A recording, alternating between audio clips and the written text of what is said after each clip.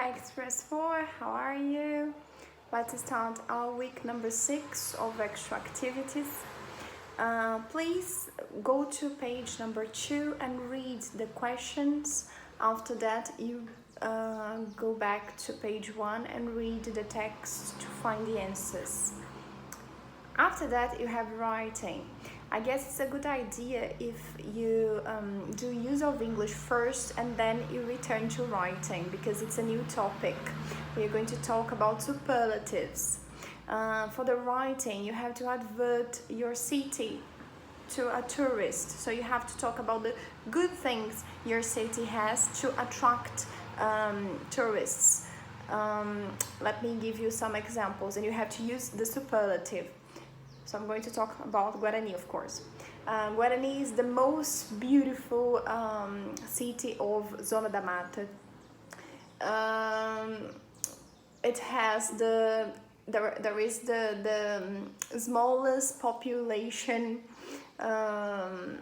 I've ever seen. Okay, so you can also use take this advantage, this opportunity to use a little bit of present perfect. So write about your city. I'm sure you have a lot of things to talk about your cities. Then we go to use of English. Last week we talked about comparatives. This week we are going to talk about superlatives. So pay attention to this sentence. São Paulo is the biggest city of Brazil. So we are comparing São Paulo with all the other cities in Brazil. So it is superlative. Remember that comparative, we compare two things, not for superlative. Superlative, we compare one thing to a group of other things. For example, cities. São Paulo is the biggest city of Brazil. Big is a small adjective, so we add est, biggest. We have long adjectives too. For example, difficult. So this is the most difficult time for the world because of coronavirus. So the most difficult. Remember? So the biggest, the most difficult for the long one. And we also have irregular ones for good, bad, and far. Good. The best language is English, of course. So the best. The worst food for me is lasagna. It's just an example. I like lasagna. So the worst food for me is lasagna. And the furthest, when we talk about far, all right? So we have these three irregular ones. So 3 cases: small adjectives, long, big adjectives, and irregular ones. You have to complete the questions with the superlatives then. So look at number 1. Let's do it together. What's the city in the world? So noisy, we have the superlative.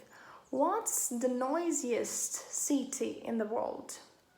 Tokyo, Madrid, Rome. So you have to check on Google, all right? This activity and the next on page number 4, they are basically the same. And you have to check the answers on Google, okay? If you don't know by heart. Then we have listening. Please listen to track 3.41 and you have to tick the languages Professor Ryan says in the audio.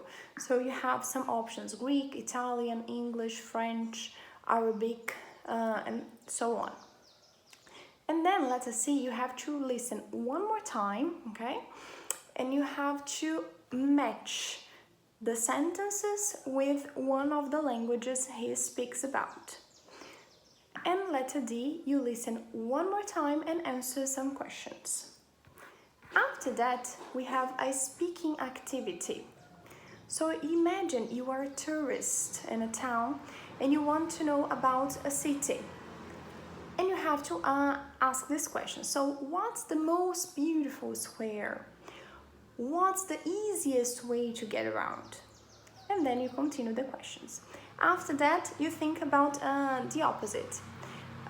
Now imagine you live in a town and there is a tourist asking you some questions. So now you are going to answer the tourist's questions. So what's the most beautiful square? And you answer, the most beautiful square is that one, okay? Please do the speaking activity. It's very important for fluency. And see you next week. Bye bye.